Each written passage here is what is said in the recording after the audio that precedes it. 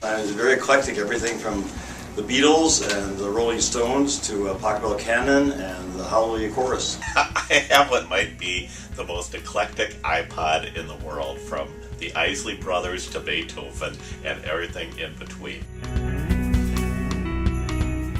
I've served on the board of Children's Theater. I've been involved in doing some work in my professional career with different arts organizations. I have been a big supporter of the Legacy Amendment. Have worked to make sure that the arts are exposed to Minnesotans, and Minnesotans are exposed to the arts.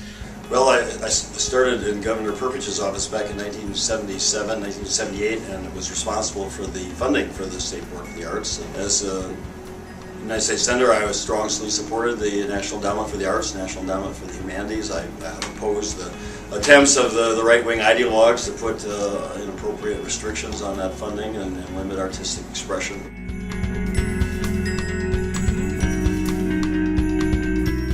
Yes, I do. You know, this was a constitutional amendment passed by the people of Minnesota.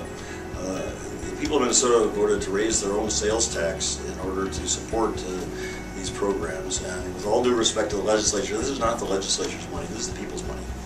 And I believe that that dedicated funding should be there, that the State Arts Board as well as the regional arts councils are crucial to assuring that the money does go all over the state. That's the infrastructure that's been established to assure that arts reach every community in Minnesota. It's done a remarkable job over the last couple of decades. It should be supported, it should be continued. And frankly, the legislature should keep its hands off of the people's money.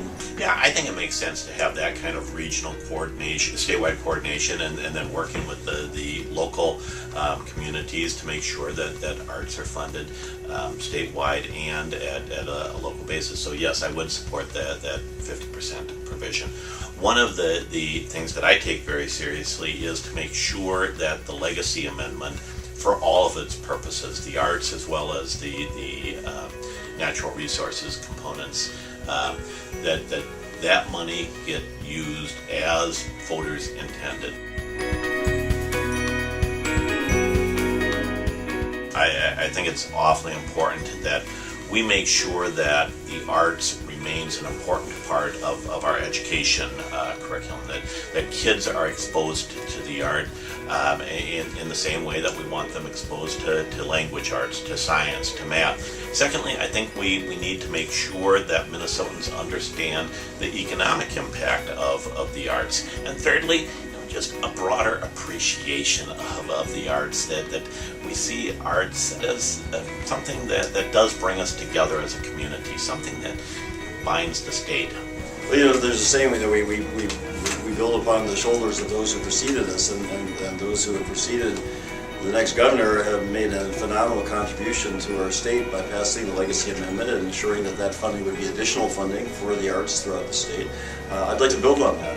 That arts education and community arts programs and projects that involve people and give people exposure to the arts in all of their different forms is really crucial.